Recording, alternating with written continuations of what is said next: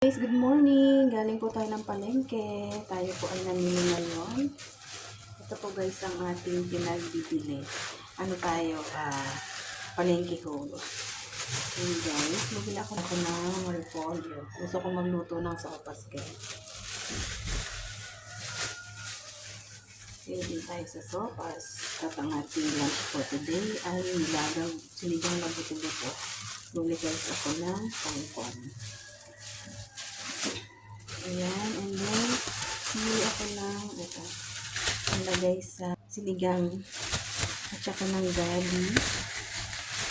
Ayan guys, gabi, and then, bumili ako ng papaya, pang siwala ko guys.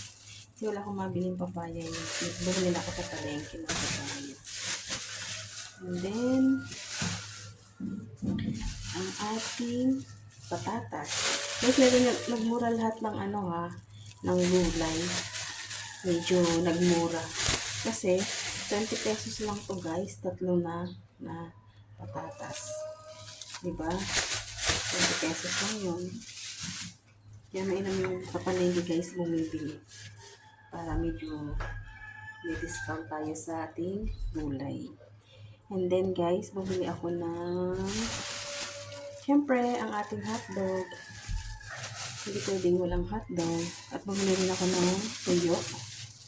Konting tuyo lang guys, kaya iwas tayo sa medyo maalat. And then, bumili tayo ng egg. Ayan guys.